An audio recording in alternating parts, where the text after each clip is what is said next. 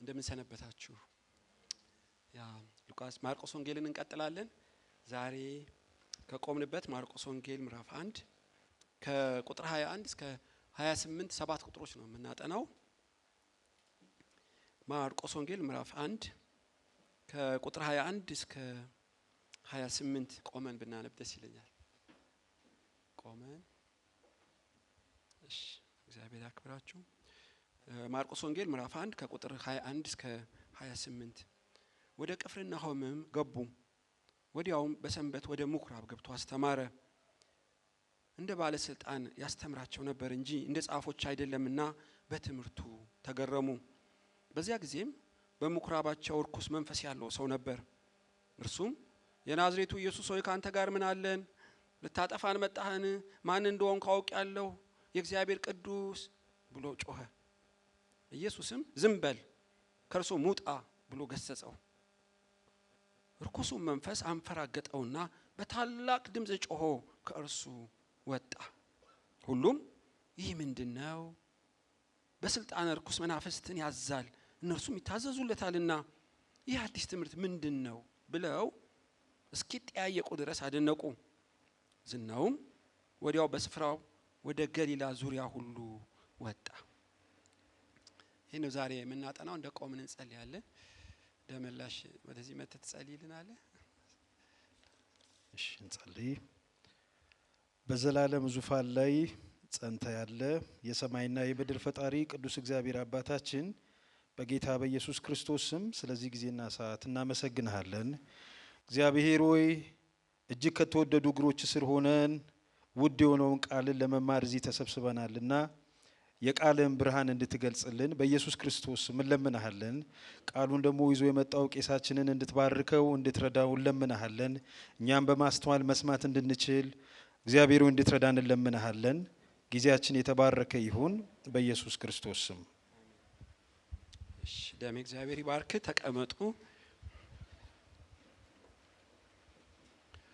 ርዕስ ሰጥቻለሁ። የዛሬውን ትምህርት የእግዚአብሔር ቅድስና ባለበት ምን ይሆናል?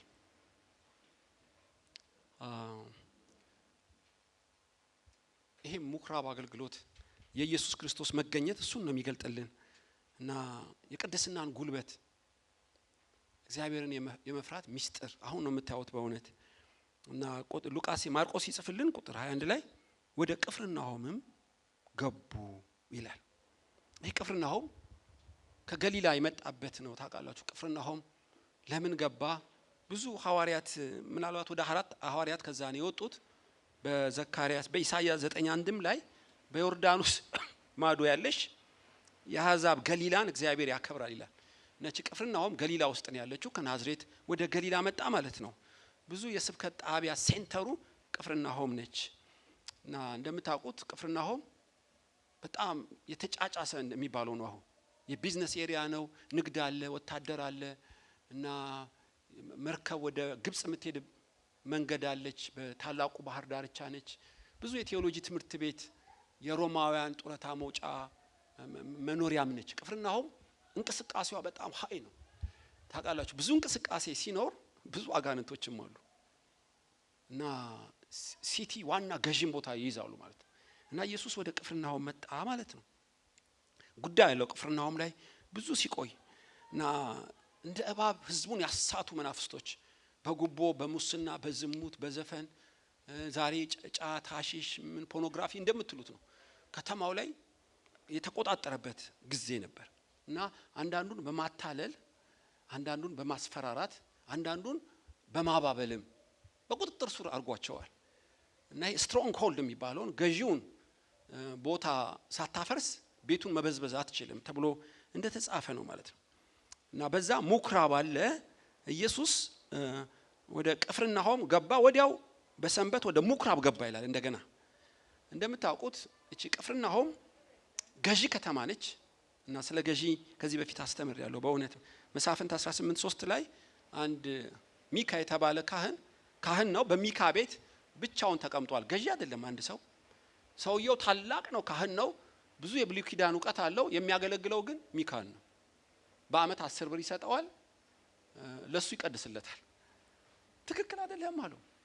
እና ገዢ ቦታ ከተማውን ሁሉ መሳፍንት ሰይጣን እንደፈለገ እየተጫወተ አንተንም ያህል ካህን አንድ ሰው ቤት ተቀርቅረሃል ውጣና የብዙዎች አባት ሁን ብለውታል የዳን ነገዶች ትዝ ይላችኋል። እና ኢየሱስ ግን ሙክራብ አይደለም ኖሮም የጨረሰው ታውቃላችሁ። የመጀመሪያ ሙክራብ ይግባ እንጂ ዋናው ቅፍርናሆም ላይ ነው የቆመባት። እቺ መናኸሪያ የብዙ መከተቻ ስለሆነች ነው። እና መርዶኪዮስ እና አስቴር አርጤክስስ ጋር ነው የሚያንዣብቡት። እነ ዳንኤል ቤተ መንግስቱ ላይ ነው ታውቃላችሁ። እና ገዢውን ለወንጌል ካልማረከው አይሆንም። እና ቅፍርናሆም ገባ ሲላችሁ ዝም ብሎ በአጋጣሚ የተጻፈች ቃል አይደለች። ኢዮብ 39 ላይ ንስር በገመገም ይቀመጣል የሚነጥቀውን በከፍታ ተቀምጦ ያያል ይላል።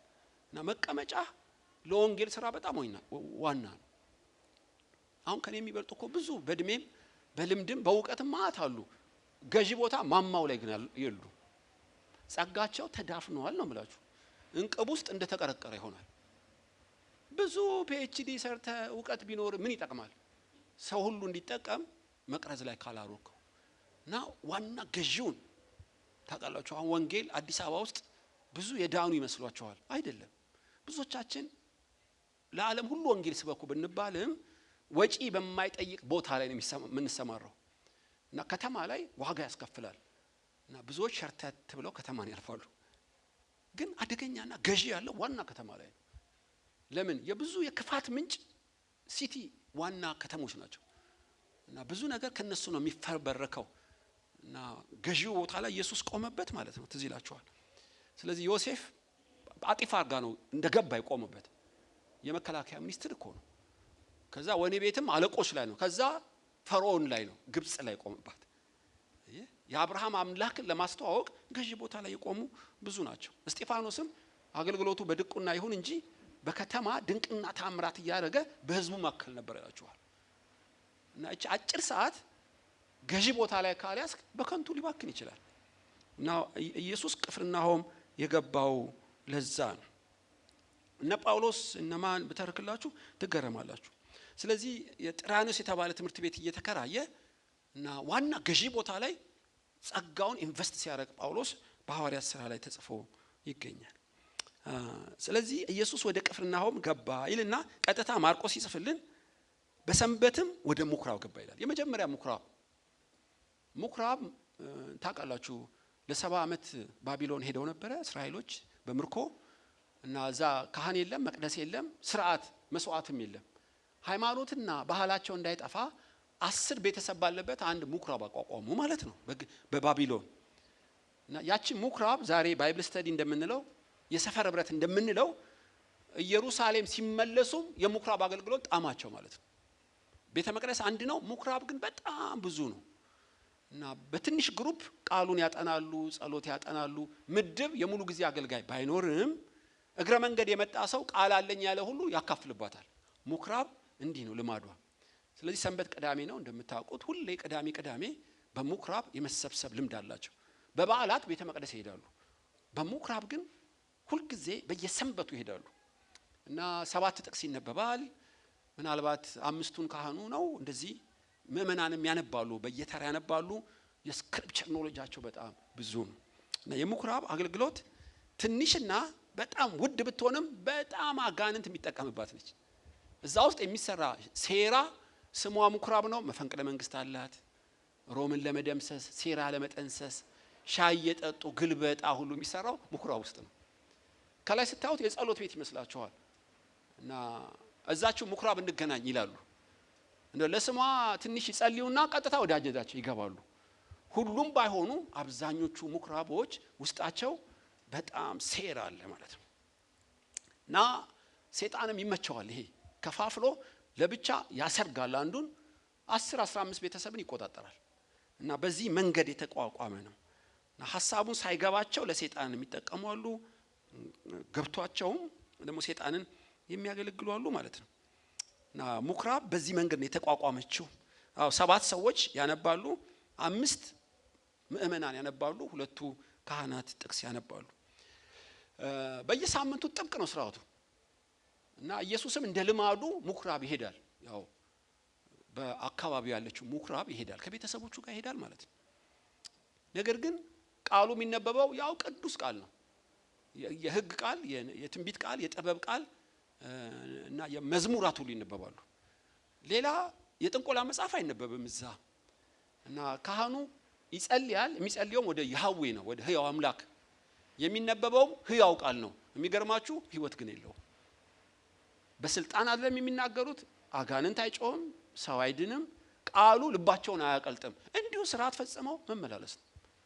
አጋንንት ያለበት ሰው ራሱ ብዙ ጊዜ አብሯቸው ያመልካል። ምንም ልዩነት የለውም። የምኩራቡ መሪም ተመሪውም ተደበላልቆ ነው የሚሄደው። ዋናው የሚረኩት እዛች ስርዓት ፈጽመው በቃ ምኩራብ ሄደው ቃል መስማታቸው ነው። ግን እንቆቅልሻቸው አይፈታም። ያለ የሞተ ምኩራብ ነው ማለት ነው። ዴድ ምኩራቦች አሉ። በህይወት ያሉ ይመስላችኋል ሰዓት ሲያከብሩ ለስራ ሽር ጉድ ሲሉ፣ ግን ህያው የሆነ የእግዚአብሔር መንፈስ የማይሰራበት ብዙ ምኩራቦች አሉ። የእግዚአብሔር መንፈስ የማይተላለፋባቸው ብዙ አገልጋዮች አሉ። በሃይማኖት ተጠፍረው ዘመናቸው ያለቀ ዘመንም የሚያሳልቁ የዚህ ዓለም ገዢ አገልጋዮች አሉ። አንዳንዱ ሊትራሊ ሰይጣን ያለበት ነው። አንዳንዱ ዳግም ተወልዶ ሰይጣን በውጭ የሚቆጣጠረው ነው። ስጋዊ ክርስቲያኖች አሉ፣ ኢቪል ስፒሪት ያለባቸው አሉ። ድብልቅልቅ ነው የምላችሁ። አሁን ኢየሱስ የገባባት ምኩራብ እንደዛ ትመስለኛለች። በኖራ የተለሰነ መቃብር የሚባሉት አይነት ሊሆን ይችላል። እዛ ሲገባ ምን ሆነ ነው? ማርቆስ ምዕራፍ 1 ቁጥር 22 ወደ ቅፍርናሆም ገቡ። ወዲያውም በሰንበት ወደ ምኩራብ ገብቶ አስተማረ። እንደ ባለስልጣን ያስተምራቸው ነበር እንጂ እንደ ጻፎች አይደለምና በትምህርቱ ተገረሙ። ያንኑ የኢሳይያስ መጽሐፍ ነው ያነበበላቸው። ሉቃስ 4 ሄዳችሁ አንብቡ። የተጠቀለለውን በብራና ሰጣው፣ ተረተረውና ቃሉን ማስተማር ጀመረ። ካፉ ከሚወጣው ጸጋ የተነሳ እየተገረሙ በመደነቅ ያዩት ነበር። ድጋሚ ተደነቁ፣ ተገረሙ ይላቸዋል። ለምን ተገረሙ? እነሱ የሚያነቡትን ቃል ነው ያነበበው። እነሱ የሚናገሩትን ቃል ነው የተናገረው። ምን ልዩነት ሆነ ብትሉ፣ ቅዱስ የእግዚአብሔር ልጅ ቃል የነበረው ስጋ ለብሶ በመሃላቸው ሲያድር እንደ ተራ ረቢና መምህር አልሆነ። ካፉ የሚወጣው ቃል ልባቸውን ይዘረዝረው ጀመር። በመንገድ ላይ ያወራኸውን አሁን ያለህበትን ሁሉ የከበደ ህልውና ያለው የማትክደው የእግዚአብሔር ቃል መፍሰስ ጀመረ። አይተዋቁም። ምን አይነት ትምህርት መጣብን አሉ። ከዚህ በፊት ያለ ማመዷቸው ስርዓት ነው፣ ወግ ነው፣ ደንብ ነው። ኃጢአት ባይሆንም ህይወት ግን የለውም። ዴት ነው ጠቅላላ። ቅዱስ የእግዚአብሔር መንፈስ የለበትም። ከሕያው አምላክ ጋር ኮኔክትድ አይደለም። የራሳቸውን ወግና ስርዓትን የሚያጠጧቸው ለስርዓቱ ቃሉን ነው የሚሰብኩት። ቃሉ ራሱ ፊደል ነው፣ ህይወት የለውም። እና ህዝቡ ተገረመ። እንደ ባለስልጣን ያስተምራቸው እንጂ እንደ ጻፎች በትምህርቱ ተገረሙ። ሉቃስማ ከአፉ ጸጋ ይፈስ ነበር ይላቸዋል። እና ተኩር ብለው ያዩት ምን ጉድ መጣብን። አይተው ያውቁ። የደረቀ መሬት፣ የጠወለገ ልብ፣ ግራ የተጋባው ህዝብ ለመጀመሪያ ጊዜ ህያው ሙሉ ግሬስ ያለው የእግዚአብሔር መንፈስ የተሞላውን ቃል ሲገልጥላቸው ተገረሙ። ሌላ ከየትም እኮ አላመጣም ታውቃላችሁ። እና የእግዚአብሔር ቅድስና ባለበት አንተ ቅዱስ የእግዚአብሔር ልጅ ማመሆንን አውቃለሁ፣ የእግዚአብሔር ቅዱስ አለው። ኢየሱስ የእግዚአብሔር ቅዱስ ምን ማለት ነው?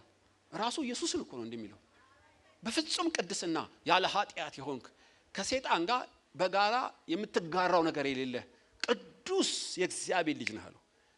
የእግዚአብሔር ቅድስና ባለበት የሚሰራ ቃል መገለጥ ይጀምራል። ታውቃላችሁ፣ ቃል ብቻ ስለተናገርክ ይሰራል አይደለም። በቅድስና ሆነህ ነው ወይ የምትናገረው? በቅድስና ውስጥ ነው የምትሰማው? ቅድስና ገዢ በሆነበት ቤት በእውነት እላችኋለሁ ቃሉ ሕያው ነው። ያው ቃል በእጃቸው ያለው 7 ጊዜ በቀን የሚያነቡት መገለጥ የለም፣ ደስታ የለም፣ መገረም የለም። ትዝ ይላችኋል ንግስት ኤልሳቤጥ ማለታ የኢትዮጵያዋ ወደ ንጉስ ሰለሞን ሄደች እና ከሚናገረው ቃል ሰለሞን ነፍስም አልቀረላት። በብሉይ ኪዳን ያለ ዳዊት ልጅ እኮ ነው። ከሰለሞን የሚበልጥ እዚህ ያለ ይላቸዋል። ይገርማችኋል። የንጉስ ሰለሞን ንግስት ሳባን አስገረማት። ነፍስም አልቀረላት ማለት ቀለጠች ማለት ነው። አየ በመንፈስ ቅዱስ ሆኖ ሕያው ቃል ሲነግራት ከኢትዮጵያ እስራኤል ድረስ ጓዝ ይዛ መሄድ ጀመረች። ብርና ወርቅ አይደለም ሕያው ቃል አታ ነው። የሚሰራ መንፈስ ያለው ቃል አታ ነው። ታውቃላችሁ ሰው የተራበው እንጀራ አይምሰላችሁ። እውነተኛ ሕይወትና መንፈስ ያለው ቃል ህዝቡ ተርቧል።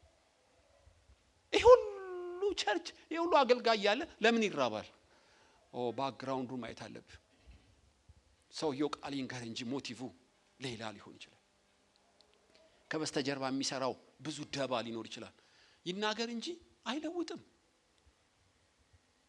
ቅዱስ የእግዚአብሔር ልጅ ያንኑ ቃሉን ሲናገር መገረም፣ መደነቅ፣ መቀየር ሆነ ማለት ነው። የእግዚአብሔር ቅድስና ባለበት ሕያው ቃል እንደ ወንዝ መፍለቅ ይጀምራል ማለት ነው።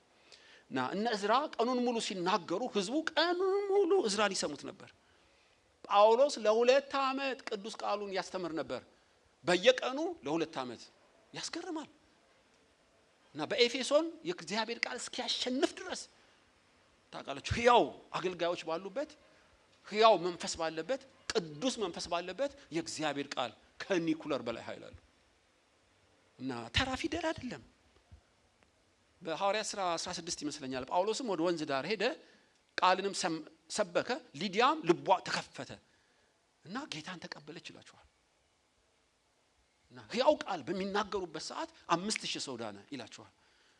እና ቃሉ በሚናገር ሰዓት የልቦናቸውን አይኖች ከፈተ፣ ልባቸው ይቃጠል ነበር። ቃሉን ሲናገር ልባቸው ይቃጠል ነበር። የሚያስገርም ነው የእግዚአብሔር ቃል ባህሪ። ሳሙኤል ወደ ዋትዝራማ ሄዳል እና ሂድና አንድ ንጉስ ቀባልኝ። የት? ቤተልሔም ነዋ። እና ሳሙኤልም ወደ ቤተልሔም ሲሄድ ሽማግሌዎቹ እየተንቀጠቀጡ መጡ። ምን አንቀጠቀጣቸው? ቦዲጋርድ እኮ የለውም። ሳሙኤል ተናገረ ማለት እግዚአብሔር ተናገረ እስኪባል የአፉ ቃል መሬት አይወድቅም።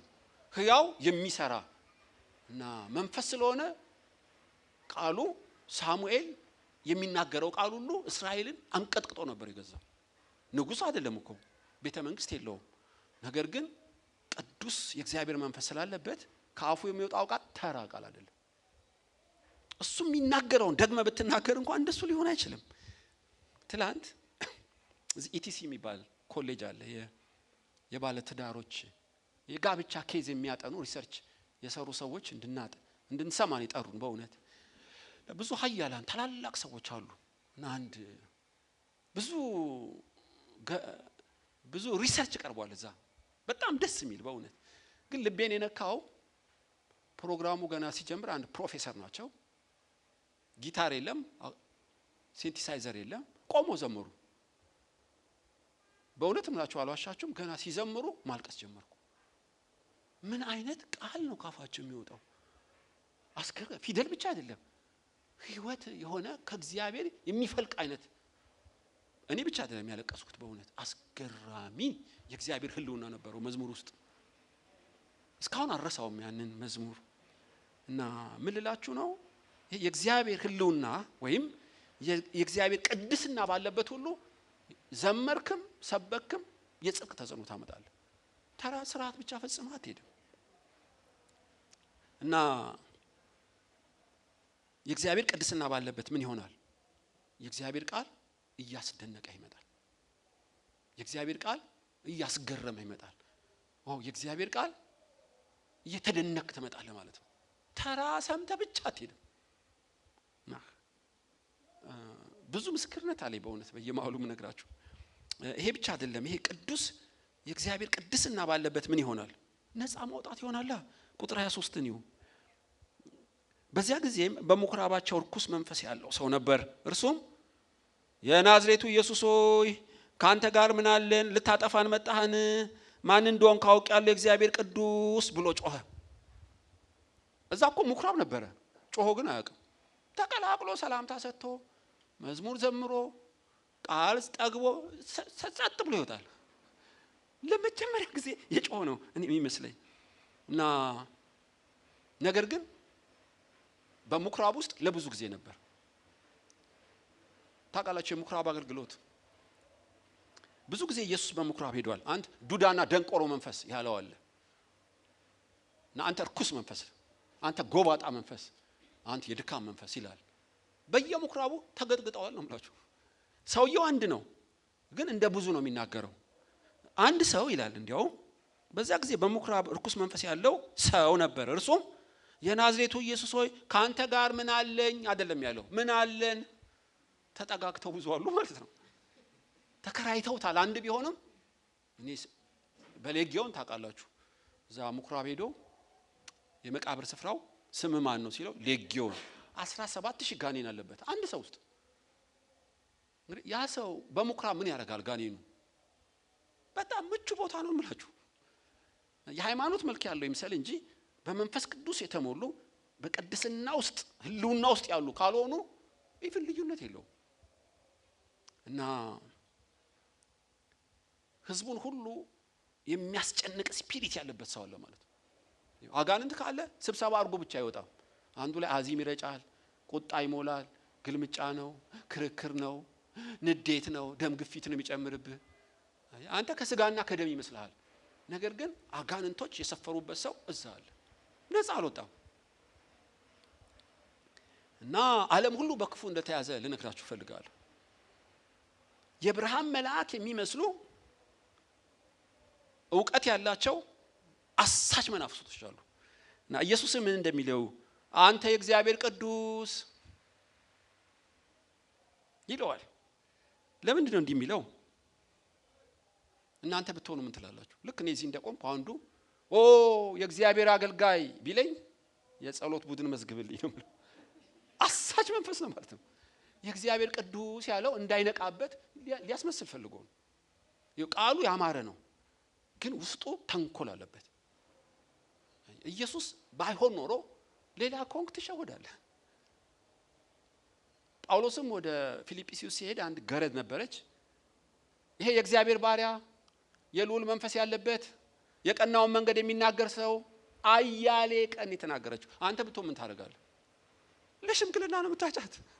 የእግዚአብሔር ሰው የቀና መንገድ የሚናገር እያለች አያሌ በጮት እኮ ነው፣ ያው በድብቅ አይደለም። ነገር ግን አይደለም የብርሃን መልአክ መስሎ እንዴት እንደሚያታልል ልነግራችሁ እችላለሁ። ወደ እግዚአብሔር ቤት የመጡ ስማርት ስፒሪት ያላቸው አጋንንቶች የዋዛ አይደሉም። ባንፈራቸውም አንንቃቸውም። ብዙዎችን አስተዋል። በመንፈስ ካልመረመርክ በምትሰማው ብቻ የምትነዳ ከሆነ አለቀል። እንደ ኳስ ነው የሚለጉ እና ገና ሲመጣ ይኸው አውቆታል እኮ ግን የእግዚአብሔር ቅዱስ ዝም በላለው ገብቶታል። ጌታ ለምን እንዲህ እንዳለው ገብቶታል። ዕውቀት አለው ሁላችሁ ነው። ሰይጣን ዕውቀት አለው። ያው ሲኦል ቢገባም አውቅ ያለው የእግዚአብሔር ልጅ ነህ ከቅቤ ይልቅ የለሰለሰ ቃል። እባቡ ሔዋንን ያላት ትዝ ይላችኋል። አትሞቱም ይሄን ፍሬ ብትበሉ እንደ እግዚአብሔር ክፉና ደጉን እንደምታውቁ ስለሚያውቅ ነው እንጂ አትሞቱም። ለዓይን ያማረ ለስጋዋ የሚያስጎመጅ ሆኖላት ቁጭ አለ። ሞት እኮ አለበት ያላት ግን አትሞቱም። ተታለለች። አቢሴሎም የጨበጠውን እየሳመ ማን ፈራጅ ባረገኝ ቅንና እውነተኛ ነው ንግግርህ እያለ የህዝቡ ልብ ሰረቀ። ታውቃላችሁ ሰዎች በቁልምጫ ለሚናገሯቸው ልባቸው ክፍት ነው። አጋንንት እያስፈራራ አይመጣም፣ ጭራና ቀንድ ይዞ አይመጣም። በጣም ከቅቤ ይልቅ የለሰለሰ ቃል ይለቅልሃል። አቢሴሎም የህዝቡ ልብ ሰረቀ የሚለው ብር ሰጥቶ አይደለም፣ በቁልምጫ ንግግር ቅንና እውነተኛ እያለ እየጨበጠ ጊዜ ይሰጣል። በመንፈስ ካልመረመርከው አቢሴሎምን በቀላሉ አታውቀው። ንገስብን አሉት። የተቀባውን ጫካ አሳደው አደገኛውን መርዘኛውን ሰው ንጉስ አድርገው ቁጭ አድርጉት። ታውቃላችሁ ሲሞን ፊልጶስም ወደ ሰማርያ ሄደ። አንድ ሲሞን የተባለ ጠንቋይ ነበር። ህዝቡን ሁሉ ከታላቅ እስከ ታናሽ ታላቁ የእግዚአብሔር ኃይል ይሉት ነበር። ታምናላችሁ? ታላቁ የእግዚአብሔር ኃይል ማ ከታናሽ እስከ ታላቅ እስከ መቼ? ከልጅነት ጀምሮ። ነገር ግን ጴጥሮስ በመንፈስ ቅዱስ ምን አለው? መራራ መርዝ የሞላብህ የአመጽ እስራት የሞላብህ የሰይጣን ልጅ አለው። የመርዝ ብልቃጥ እኮ ነው በመንፈስ ስታዩ። በስጋ ካየው ግን ታላቅ እግዚአብሔር ኃይል ነው። ህዝቡን በሙሉ አሳተው። አጋንንቶች እንዴት ስማርት ናቸው! ፊልጶስን ኢቭን ሊያስተው ጫፍ ደርሶ ነበር እና ፊልጶስ የሚያደርገውን ተአምራት ሲያይ ጌታን ተቀብያለሁ አለው። ፊልጶስን ፈቀደለት፣ ተባበረኝ አለው። ግን የተባበረው ሪቫይቫሉን ተጠቅሞ ብር ለማጋበዝ ሌባውን በደል እኔ ብር አመጣላቸውና ይሄን ስልጣን ስጡኝ አላቸው። ለምን? እጄን ምጭንበት ሁሉ መንፈስ ቅዱስ እንዲሞላ። ለምን ፈለገው? በቃ ወረፋት ይዛል። 5000 ብር እጅ ይጭናል፣ 6000 ብር እያለ ሊበዘብዝ ነው። ጸጋ ስጦታውን በጥንቆላ መንፈስ ነው ያሰበው። አንተ መራራ መርዝ የሞላብህ የእግዚአብሔርን ጸጋ በገንዘብ ልትለቁ ፈልገሃል፣ ውጣ አለው። ብዙ ሰው አያውቅም። ኢቭን ፊልጶስ ቶሎ አልገባው። ያንንም ያህል ጸጋ ያለው ሰው በጣም ስማርት ናቸው አጋንንቶች። በሚበልጥ ጸጋ ካላነጋገርከው በቀር መናፍስት በጣም ከባድ ናቸው። ትዝ ይላችኋል ይሁዳ እኮ 3 ዓመት ተኩል ከሐዋርያቱ ጋር ነበር። ታውቃላችሁ? ሌባ ነው፣ አሳልፎ ሊሰጠው የተዘጋጀ ሰው ነው። 11 ሐዋርያት ግን አያውቁትም። ምርጥና ታማኝ አገልጋይ አድርገው ነው የሚቆጥሩት። ኢየሱስ ብቻ ነው የሚያውቀው። የኋላ ኋላ ዮሐንስም ገብቶታል። እስኪሞት ድረስ 11ዱም አልባነኑም ነው የምላችሁ። ለምን? በጣም ስማርት፣ የዘመኑ ምርጥ ስማርት ሰው ነው ይሁዳ። ስትዘምር እየዘለለ ነው የሚዘምርልህ። ስትጾምስ ይጾማል። አየህ? ድሃ ስትጠይቅስ ለድሃም ይሰጣል። እንዲያውም ለድሃ አዛኝ ነው የሚመስልህ። ይሄ ሽቶ ከሚሰበር ለድሃ ቢሰጥ ጥሩ ነበር። ምን አይነት የድሃ ልብ አለው ነው የምትለው። በምንም አይነት በቀላሉ አታውቀውም። በመንፈስ ቅዱስ በእግዚአብሔር ቅድስና ውስጥ ካልሆንክ በቀር የብርሃን መልአክ ነው ይቀየራል። ና አንተ ቅዱስ የእግዚአብሔር ልጅ አለው ማለት ነው። ኢየሱስ ግን ዝም በል አለው። ገብቶታል፣ ተግባቡ። ዝም በል አለው። ያንተን ማቆላመጥ የእግዚአብሔር ልጅነት መባል አልፈልግም፣ ዝም በል አለው። ህዝቡን ሊያስት እንደፈለገም ገብቶታል። እና እነዚህ የብርሃን መልአክ የሚመስሉ አጋንንቶች ማባበል ብቻ ሳይሆን ማሳተም ስራቸው ነው። እንዴት እንዳሳተው እዩ። እዚህ ላይ ምን ይላል? ቁጥር 23 ላይ ካንተ ጋር ምን አለን? ልታጠፋን መጣህ ይላል። ኢየሱስ ህይወት እንዲሆንልን ይመጣ። ሊያጠፋ ሊያርድ ሊገድል የመጣው ራሱ አጋንንት ነው። የህዝቡን አእምሮ ሲያስትዩ ቅዱስ የእግዚአብሔር ልጅ የሚለው የማባበል ስትራቴጂው እንዳልሰራ ሲያይ ገለበጠው። አየህ፣ ወደ ማሳት ይቀየራል። ሊያጠፋን ነው የመጣው አለ። እና እዛ ያሉት ሰዎችም ይመስላቸው ምንድነው? ኢየሱስ ስጋና ደም የለበሱትን አይሁድ ሰዎች ሊያጠፋ እንደመጣ ነው የሚተረጉሙት። እና የሚለቀው መረጃ በጣም ፖለቲካዊ መረጃ ነው። የህዝቡን አእምሮ በኢየሱስ ላይ በቁጣና በጥርጣሬ የሚያስሞላ ነው። ኬዝ ስተዲ ይሰጣቸዋል። አጋንንቶች እንደዚህ ያደርጋሉ። ትዝ ይላችኋል ኤልዛቤል። ይሄ መንፈስ አለባት እቺ ሴት። ናቡቴ እግዚአብሔርን ሰድቧል እና ጾም ጸሎት ይታወጅልኝ አለች። አሁን ምን ይመስላል? ጾም ጸሎት ያወጀች ኤልዛቤል ቁጥር 1 ፈራህ እግዚአብሔር ያላት ለእግዚአብሔር የምትቆረቆር ነው የምታረጋት። በጀርባው ግን የናቡቴን መሬት ለመውሰድ እሱን ለማስገደል ጾም ጸሎት አወጀች። ታምናላችሁ? እንደዚህ ያደርጋሉ። ጾም ጸሎቱ አልሰራ ሲላት ከፈለገች ኤልዛቤል እግዚአብሔር ተሰድቧል ትላለች እና ታስታለች። ህዝቡን በናቡቴ ላይ አስነሳችበት። የምትናገረው ቃል ህዝቡን ከጻድቃን ጋር ያጋጫል። ድንጋይ አንስተው ቀጥቅጠው ገደሉት። ወጋሪዎቹ እኮ ለእግዚአብሔር የቀኑ ነው የመሰላቸው። እሳቱን የለኮሰችው ግን ሪሞት ኮንትሮሉ በኤልዛቤል እጅ ነው። ስንት ቅዱሳን ከጥቅም ውጭ እንደሆኑ ልነግራችሁ አልችልም። ስማርት የሆኑ ሰዎች ማንን እንዴት እንደሚዘሩት ያውቃሉ።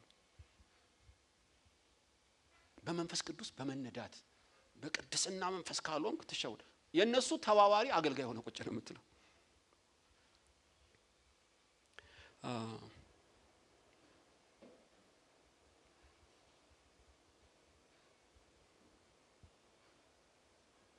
ሶስተኛ የሰይጣን ስትራቴጂው በምኩራብ ውስጥ ቅዱስ የእግዚአብሔር ልጅ እያባበለ ከዛ ልታጠፋን መጣ እያሳተ ምን አረገ ይላል ቁጥር 24 ላይ ማን እንደሆነ ካውቃለው የእግዚአብሔር ቅዱስ ብሎ ጮኸ። ይሄ ጩኸት ከባድ ነው፣ ቀላል አይደለም። ማስፈራራት ጩኸቱ አጋንንት ሲጮህ ከባድ ነው። አይምሮህን ነው የሚይዝብህ። እንደ አንበሳ ይጮሃል፣ እንደ ተኩላ ያሳስተሃል፣ እንደ እባብ ያባብልሃል። በጣም ስፒሪቱ እንደዛ ነው የሚሰራው። እና በምኩራብ ተነስቶ ጮኸ። ድንግጥ ነው የምትለው እሱ ሲጮህ። ጉባኤው ተረበሸ፣ ስርዓቱ ተረበሸ፣ ሰዓት ተገፋብን። ኢየሱስ ላይ እንዲነሱ አመጽን ያደርጋል። ብዙ አጋንንቶች ያሉበት ሰው ሲጮህ ተመልከቱ፣ ድብልቅልቅ ነው የሚያደርገው። አንዱ አጋንንት ስትራቴጂ ይሄ ነው። እንደ አንበሳ ይጮሃል ማለት ነው። የሰው ጩኸት እና ቁጣ እኮ እግዚአብሔርን ጽድቅ አይሰራም፣ ግን አንዳንዴ ይሰራል። ለአጋንንቶች እንዲህ ነው፣ በማስፈራራት ይሞላል። እኔ አንዳንድ ሰዎች አውቃለሁ በእውነት ሰው ሲጮህ ነው ያዙትና ሆስፒታል ወሰዱት ይላሉ። ከሳይኮሎጂ ጋር ያገናኙታል። የሚጮህ ሁሉ አጋንንት አለበት ባልልም፣ ግን አጋንንት እንዳለባቸው እንደሚያስጮኋቸው የማያምኑ ሰዎች አሉ። አታንጫጩብን፣ እኛ አምልከን እንሂድ፣ ወደዛ ወሰዱት፣ ወደ ሳይኮሎጂ ወሰዱት፣ ወይ ኪኒኒ ዋጥ፣ በጣም ያጣጥሉታል። እንደዚህ ቢንቁት ግን በእጃቸው ነው ይጫወትባቸዋል።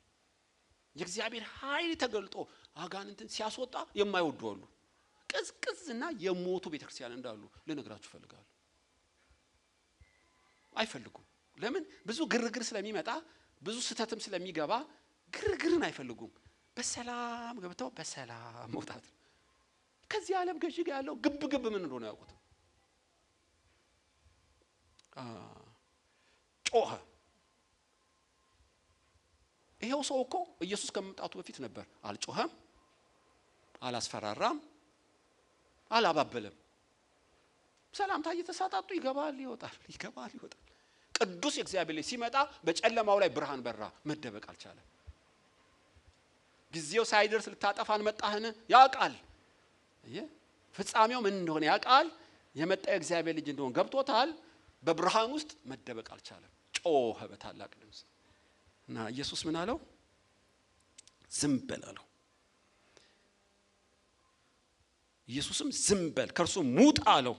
እርኩሱም መንፈስ አንፈራገጠው፣ በታላቅ ድምፅ ጮሆ ከርሱ ወጣ፣ አእምሮ ተመለሰ። እንዴ አቶ ከበደ 10 ዓመት አብረን አንተን እንዴ ጮኮ? እኔ ነኝ። አሁን ምን ሆነ? ይኸው ቅልል አለኝ፣ እንደ ድንጋይ ነገር ከውስጥ ይወጣ። ወይ የዘላለም አምላክ! እንዴ ገና ስታይኝ አይነ በርበሬ መስሎ የምትጮህብኝ መንፈሱ ነበር እንዴ? ነበርኩ። አየ እርስ በርስ የምታበጣብጠን አንተ ነበርክ። እያሾካሾክ ከአንድ ወሬ እያቀበልክ እሳት እኔው ነበርኩ። ወድጄ አይደለም፣ ጅኒ ነበረብኝ። አስወጥቶለት አያውቅም። ሐዋርያት ሥራ 18 ላይ ይመስለኛል፣ ሉቃስ 18 ላይ ኢየሱስም ወደ አንድ ምኩራብ ገባ። አንዲት ጎባጣ ሴት ነው ያላት። እጁን ሲጭን ቀጥ አለች። ለ18 ዓመት ሰይጣን ያጎበጣት የድካም መንፈስ የአብርሃም ልጅ ልትፈወስ ይገባል ልቀቅ ሲለው ብድግ ብላ ቀጥ አለች። 18 ዓመት ሙሉ የምኩራብ አባል ነች። ታምናላችሁ? እና ኢየሱስ ስፒሪቱን ሲመታው ሁሉ ጉብጠት ከሰይጣን ነው አላልኩም። የዚች ግን አጋንንት ነው ያጎበጣት። የድካም መንፈስ አለባት። ተፈታ መዘመር አትችልም። ለምን? ይዟታል። እና ወይ ጉድ! እግዚአብሔር ሆይ ነፃ ወጣው፣ የተወደደች ዓመት መጣችልኝ፣ ሃሌሉያ አላለም። የምኩራቡ አለቃ ምን አለ? ተቆጣ። በስራ ቀኑና ተፈወሱ በሰንበት አይደለም ብሎ ተቆጣ። ኢየሱስ ባለበት ህልውናው እየሰራ ሚራክል ባይኑ ያየ ተቆጣ። እሺ ኢየሱስ ባይኖር ታምራት ባይኖር ምን ሊያረጋቸው ይችላል ብለ ገምተው። ሰውየው በካራት የሚመታ ነው ማለት ነው። የምኩራቡ አለቃ አደገኛ ነው ራሱ። ይሁን ኢየሱስ ባለበት ከተቆጣ አንተ ግብ ዝም በል አለው። ዝም በል። የምኩራቡ አለቃ ትመስላለህ፣ የሰይጣን ተባባሪ አገልጋይ። እቺ አብርሃም ልጅ አይደለችም? ከስራ ልትፈታ አይገባም? ማመስገን ቢያቀተ ዝም አትልም? ግብዝ ዝም በል አለው። ጭጫለው። እቺ ጎባጣ ሴት እንድትቋቋመዋለች ይሄን ሰውዬ። ኢየሱስ ሲገባ አርነት ሆነ፣ ነፃነት ሆነ፣ መገለጥ ሆነ፣ እልልታ ሆነ። የእግዚአብሔር ቅድስና ያለበት ቅዱስ የእግዚአብሔር ልጅ ሲገባ አጋንንቶች ሊሰሩ አልቻሉ። ኢየሱስ በታላቅ ድምፅ ጮሆ አጋንንቱ ለእግዚአብሔር ክብር ሰጥቶ ሹልክ ብሎ ወጣ። ሰውየው ነፃ ወጣ ማለት ነው። ለምን ሲናገሪው ምን ይላል? ራሱ መንፈሱ ነው እኮ ያለው። ኢየሱስ ሆይ የናዝሬቱ ኢየሱስ ሆይ፣ አገሩንም ያውቃል፣ እውቀት አለው ልላችሁ። ካንተ ጋር ምን አለን? ምን ማለት ነው? ካንተ ጋር ምን አለን? እኔና አንተ ኮመን የተጋራ ነው። ምን አለ? እኔ ርኩስ አንተ ቅዱስ፣ ምን አገናኘን? ትክክል እኮ ነው። ብዙ ጊዜ የእግዚአብሔር ክብር የማይገለጠው ሰይጣን ካንተ ጋር ምን አለኝ ሊልህ አይችልም። አለው እንጂ አንዳንዴ አለኝ ዱካ ወንበር አንተ ጋር ፖርኖግራፊ አለኝ ቁጭ ምልበት፣ ጫት አለኝ፣ ዘፈኔ ነው ቃደል እቃ ያለ አንተ ጋር። እንደ ዳንኤል ተመርምረ ከአምላክ ሕግ በቀር የእግዚአብሔር ቅድስና ካላረፈብህ አጋንንት ከጎን ነው ቁጭ የሚለው፣ ያነጋግራል። ያስቄዋ ልጆች ጳውሎስ በሚሰብከው በኢየሱስ ስም ውጣ አለው። አረ ጉድ! አንቺ ማንሽ ነው? ጳውሎስን አውቀዋለሁ። ኢየሱስ ማን አንተ? ትላንት ስንቅማል ነበር አብረን። እኔ ልታስወጣ በቦክስ አጋጨው። ደም በደም በፉከራ አይሆንም ብራዘር። አየህ፣ በእግዚአብሔር ቅድስና መንፈስ ካልሆንክ ብዙዎቹ ተቆጣጥራቸው፣ በቁማር ተቆጣጥሯል፣ በዝሙት በለው፣ በሐሺሽ በለው፣ በጫት በለው። ከዛ በኢየሱስ ስም እንዴት ይሆናል? እቃው አለ፣ አጋንንት ገብቶታል። ካንተ ጋር ምንም ሰይጣን የዚህ ዓለም ገዢ ይመጣል፣ ከኔ ዘንድ ምንም የለውም ይላል። የያዘኝ በሰንሰለት የታሰርኩት ቀኑ ደርሶ ልሰቀል ስለሆነ እንጂ ምክንያት ተገኝቶብኝ አይደለም። ከኔ ዘንድ ምንም ንክክ የለውም። ብርሃንና ጨለማ ነን። እንዴት አብሮ ይሆናል? ታውቃላችሁ፣ እነዚህ ከሰይጣን ጋር ንክክ የሌላቸው የጋራ ሼር የሌላቸው ልበላችሁ፣ ከሰይጣን ጋር ምሳሌዎች ልንገራችሁ። በቅድስና ከሰይጣን ጋር ንክክ የሌላቸው ራሳቸውን የሚጠብቁ እነሱ በገቡበት ሰይጣን ይወጣል። ፊልጶስም ወደ ሰማርያ ገባ፣ አጋንንት በታላቅ ድምፅ እየጮሁ ወጡ። ዳንኤል ወደ ባቢሎን ገባ፣ እነ ብልጣሶርን ወገባቸውን ያንቀጠቀጠው ጀመር። እነ ናቡከደነጾር ዳንኤል መጣ ማለት ተፈቱ ወገባቸው። አንበሳ ነው እሳት ነው ያነጋግሩታል። እነሱ ገቡ ማለት እግዚአብሔር ህልውና አብሯቸው ይገባል። የተቀላቀሉ አይደሉም ማለት ነው። ሳኦልም ክፉ መንፈስ ይዞት ያንፈራግጠው ነበር። ዳዊት በገና ይዞ ገባ። ዳዊት በገና ሲመታ ሰይጣን ከሳኦል ይለቀው ነበር ይላል። ለምን? ከዳዊት ጋር የእግዚአብሔር ህልውና አለ፣ የእግዚአብሔር ቅድስና አለ። እሱ ዘመረ ማለት አጋንንቶች ሰላምታ ሰጥተው በመስኮት ነው የሚወጡት። ከዳዊት ጋር ያለው የእግዚአብሔር መንፈስና ከሳኦል ጋር ያለው አጋንንት አንድ ቤት ማምለክ አይችልም። ዳጎንና ታቦት አንድ ላይ ሊቀመጥ በምንም አይነት አይችልም። አንዱ ተከስክሶ መውደቅ አለበት፣ አይሆንም።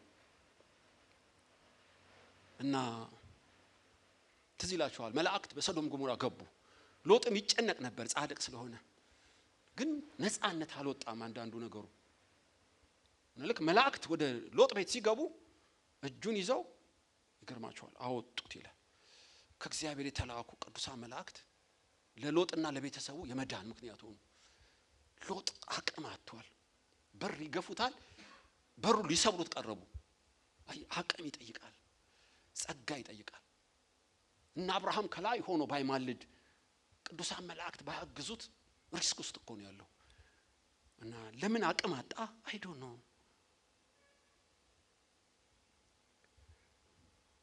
የእግዚአብሔር ቅድስና በሌለበት የቃል መገለጥ የለም፣ ነፃ መውጣትም የለም። እንዱ ተመሳስለ በሃይማኖት መንፈስ መኖር ነው፣ በቃ መጓተት ነው። የእግዚአብሔር ቅዱስ መንፈስ ይለዋል እኮ፣ የእግዚአብሔር ቅዱስ ይለዋል። እኔ ያ ቃል ነው ልቤን የነካው። ምን ይለዋል?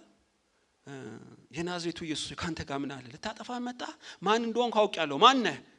የእግዚአብሔር ቅዱስ ነው ያለው። ቅድስና ባለበት አይቆምም።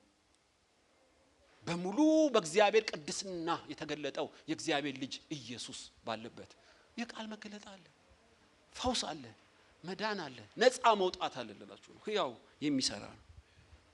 ይሄ ግን ያልኳችሁ የሞተ ምኩራብ ነው። ዘወትር ያመልካሉ፣ ሪቫይቫል የለም። ለምን የለም? ውስጣቸው ተነካክተዋል በብዙ ነገር። ቁጣ ነው፣ ሽምቅ ውጊያ ነው፣ ኢየሱስን ለመግደል የሚያሸምቁ ናቸው፣ ንቀት ነው። ብዙ የሰይጣን ኬዝ ስላለ አቅም የሌለው ምኩራብ ሆኖ ቁጭ አለ። የኤሊ ልጆች እኮ ካህናት ናቸው፣ ልብሰ ተክህኖ ለብሰዋል፣ ግን አመንዝራ ናቸው። ምን ኃይል አለ እዛ? የኤሊ ልጅ አሁን ቢቀድስ ምን ታገኛለህ? ተጫጭኖ ነው እንዲያው የምትመለሰው። ታቦት ቢሸከም ቃል ቢሰብክ ቅዳሴ ቢያበዛ ምንም ክብር የለም። እንዲያውም በዛ ዘመን ቃሉ ብርቅ ነበር፣ አይገለጥም ይላችኋል። አይነበብም ማለት አይደለም። ልብን የሚነካ ህያው ቃል አልነበረም በኤሊ ዘመን። ሳሙኤል እስኪያድግ ድረስ ካህናቱ እኮ አሉ፣ ምን አለ? ቅድስና የለም። ከኃጢአት ጋር ተደባልቆ የተማብኩቶ እንጀራ ጋግሮ መቅደስ ላይ ሊሸልል ቢል አይሆንም ብራዘር። እንደ ይሄ ቲያትር ቤት ይሰራ ይሆናል እንጂ እንደዛ በእግዚአብሔር ቤት እውነተኛ ቅድስና ከሌለ አይሆንም። እውነተኛ ቅድስና ባለበት በእውነት ነው የምላችሁ አጋንንት ሊቋቋም አይችልም። በማስመሰል ይምጣ፣ በማስፈራራት ይምጣ፣ በመጮህ ይምጣ፣ ሊቋቋም አይችልም። ለእግዚአብሔር ክብር ሰጥቶ ለቆ ነው የሚወጣው። ብዙ በሽተኞች ይድናሉ፣ ብዙ ኢቪል ስፒሪቶች ይለቃሉ ቅድስና ባለበት። ሳኦልም የእግዚአብሔርን ፍቃድ ጠየቀ። በህልም በቱሚም በኡሪም በነቢያትም አልመለሰለትም። እንዴት ይመልስለታል? 85 ካህን እየገደለ እንዴት ይመልስለታል? የተቀባውን እያሳደደ ጭጭ። ቱሚሙ ዝም፣ ኡሪሙ ዝም። ህልም የለም፣ ነብይ የለም፣ ጥርቅም። ለምን ብትል ባክግራውንዱን ማጥናት። እንዲያውም አንድ ቦታ ላይ 3 ነገስታት ይመስሉኛል። አዎ በሁለተኛ ነገስት 3 ላይ 6 ላይ ኢዮራም 3 ነገስታት ሆነው ውሃ ጠማባቸው። እነ ኢዮሳፍጥም አሉ እና ከብቱም ሊሞት ነው፣ ወታደሩም ሊሞት ነው፣ ውሃ አጣን፣ እባክህ ኤልሳ ትንቢት አምጣ አሉት። ይሄንን መልእክት እንዲያመጣ የጠየቀው አንዱ ጣዖትን ያመልካል።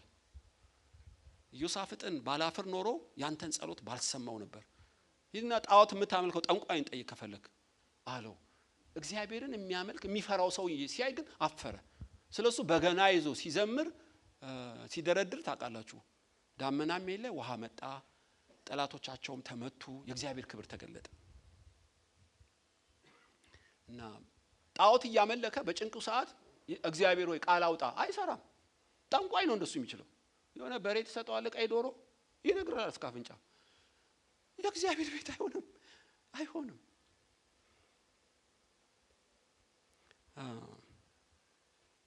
አንዱ እንደዚሁ የትም ነው የሚዘለው፣ ዝም ብሎ ፈርሃ እግዚአብሔር የለው።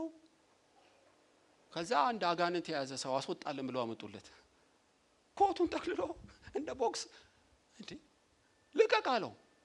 እንዴት ነው የምለቀው አለው። ከዛ አንጠለጠለ ወደ ላይ። እንዲያው አላውርደኝ አለው። አላውርድም ታመጣላለህ።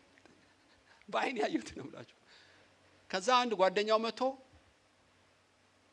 አረ እንዳይጥልህ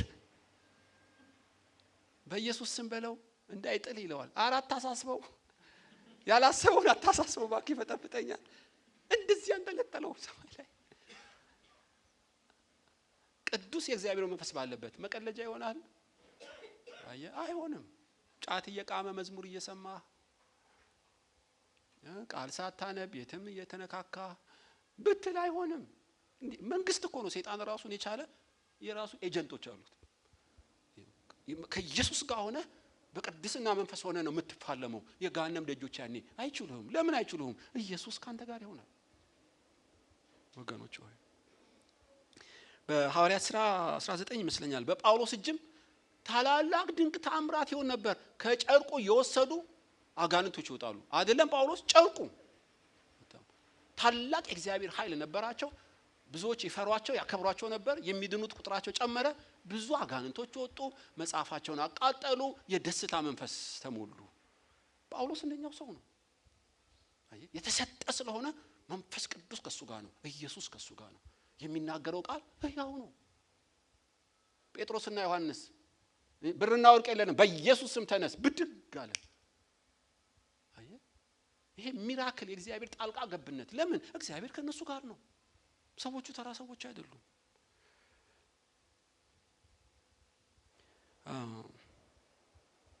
የእግዚአብሔር ቅድስና የሆነው ኢየሱስ ከኛ ጋር ከሆነ ምን ይሆናል? ቃሉ ብርቅና ድንቅ ነው። ነፃ ማውጣትና መገረም ይሆናል። ውጤቱ ነው። ውጤቱ ደስ ይላል በእውነት ውጤቱ። ቁጥር 27 ሁሉም ይህ ምንድነው? በስልጣን ርኩስ መናፍስትን ያዛል፣ እነርሱም ይታዘዙለታል። የአዲስ ትምህርት ምንድነው ብለው እስኪ ጠያየቁ ድረስ አደነቁ። ዝናውም ወዲያው በየስፍራው ወደ ገሊላ ዙሪያ ሁሉ ወጣ። በሕዝቡ ላይ የጽድቅ ተጽዕኖ አመጣ። መደነቅ፣ ቅዱስ መደነቅ ሆነ። እርስ በርስ መጠያየቅ ሁሉ ተጀመሩ። ዝናው በምድር ሁሉ ተሰራጨ። አየ የእግዚአብሔር ቅዱስ ኢየሱስ ባለበት ቃሉ ብርቅ ነው። ሰምተ አጠግበው እና ነፃ መውጣት ነው የሚሆነው። አርነት ነው የሚሆነው። ፈውስ ነው የሚሆነው። ከሕዝቅኤል እንደወጣ ውሃ የረከሰውን እየፈወሰ ምድረ በዳውን እያለመለመ ፍሬ ያለባቸው ዛፍ ነው የሚያደርግ። የእግዚአብሔር ቅድስና የሆነው ኢየሱስ ከሌለ ግን አለቀ። በሃይማኖት ያለ ይመስልሃል? ዘመን ያልቃል። እስከ እንቆቅልሽ ያልቃል። ሰይጣን እያባበለም እያስፈራራም እያሳተም እንደ ሸማኔ አዙሮ ዘመንን ይጨርሰዋል። በጣም ስማርት ነው። ያለ ይመስልሃል? የለም። እግዚአብሔር ካንተ ጋር ካልሆነ በቀር ሃይማኖት ብቻ ገዳይ ነው። እውነተኛ ምኩራብ አቆስ ምኩራብ ነች። ቃልም ቃል አለው። ኢየሱስ ግን የለበትም። ሲገባ የኢየሱስ ሕልውና ሲገባ ሕያው ቃል ሲገባ ቅዱስ የእግዚአብሔር መንፈስ ለውጥ ተጀመረ።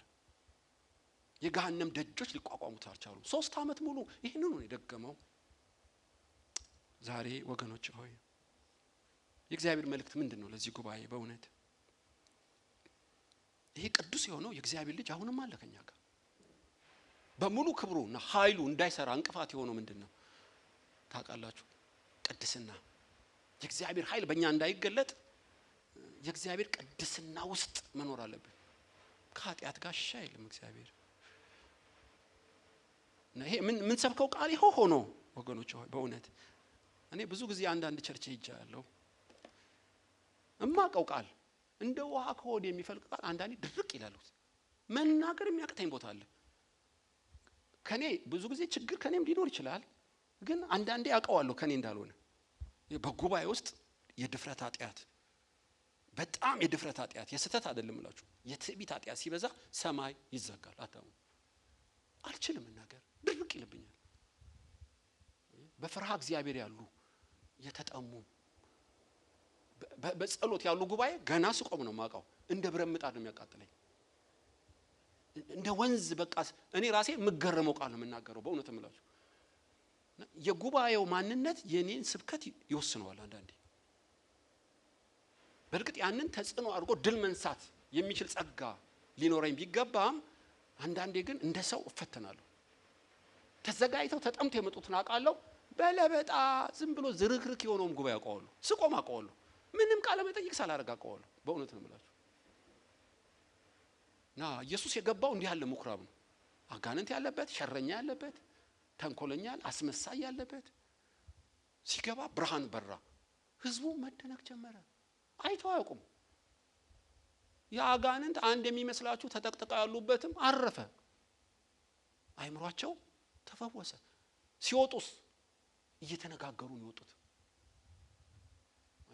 ቃል ባለበት ወፎ አለ የሚለቀም፣ ጸሎት ባለበት አጋንንቶች አሉ ታውቃላችሁ። ብዙ ጊዜ ግን የእግዚአብሔር ሕልውና ሲነካ አትረሳውም። ቃሉ ጥልቅ ይላል። እየተነጋገርክ እያሰራጨ እየተገረምክ ነው የምትሄደው። ያለዛስ በርጋ ምን ነበር የዛሬው ርዕስ ውይ ነው የምትለው። በቃ እንደዚሁ መግባት መውጣት ይሆናል። እኔ እመኛለሁ በእውነት እቺ ቤተክርስቲያን እኛም ከኖርን አይቀር በእግዚአብሔር ቅድስና ውስጥ እንድንኖር እግዚአብሔር ይርዳል። በቃ ስሰብክ መሬት የማይወድቅ ስጸልይ ስራ ያለው ጸሎት የእግዚአብሔር ህልውና የሚታይበት የመንፈስ ቅዱስ ክብደት የሚታይበት ጉባኤ እንዲሆን ፈልጋለሁ።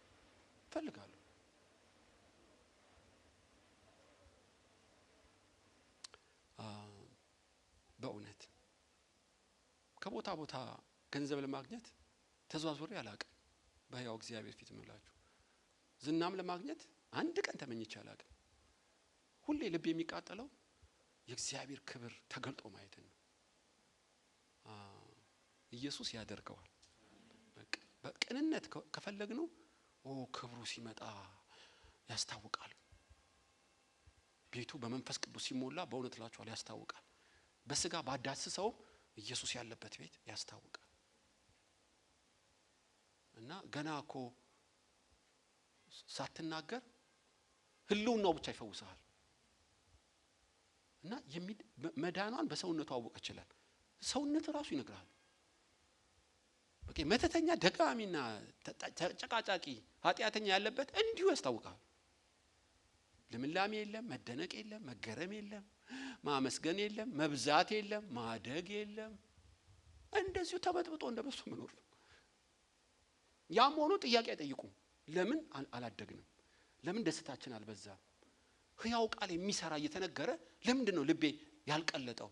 አይጠይቁም። ለምን? አፍዛ ደንግዝ መንፈስ አለ። የቤት ስራ ይሰጣል። እና በጭቅጭቅ ዘመናቸው የሚያልቅ ስንት ነው? በቅናት የሚያልቅ፣ በክፋት የሚያልቅ፣ በአድማ የሚያልቅ ብዙዎች አሉ። ኢየሱስ ባለበት ግን እንዴት እንዳለቀ ይሁን በሚያስገርም ነው። በመደነቅ ነው ያለቀው። ህዝቡ ዝናው በመጨመር ነው ያለቀው። በመገረም ነው ያ ጉባኤ ያለቀው። በዲፕሬሽን አላለቀም። እንደገቡ እንደዛው አልወጡ። ተቀይረው ታድሰው ተፈውሰው ተገርመው ደስታ ሞልቶባቸው ወጡ። ይሄ ነው እግዚአብሔር ጉባኤ።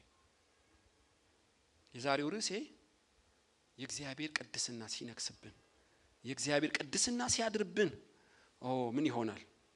የእግዚአብሔር ቅድስና ባለበት ምን ይሆናል? የሚሰራ ቃል ይገለጣል። ነፃ ማውጣት ይሆናል። በየቀኑ ይሆናል እንደዚህ። ለምን? ኢየሱስ ባለበት ሁሌ ህይወት አለ። ያ ሊገድል ሊያጠፋ ይመጣል። ኢየሱስ ህይወት እንዲሆን እንዲበዛም ነው አይመጣው።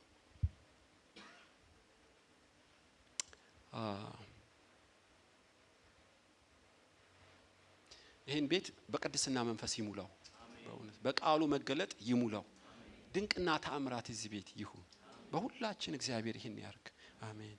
እንጸልያለን። መልእክት እግዚአብሔር አለው በዚህ ጉባኤ።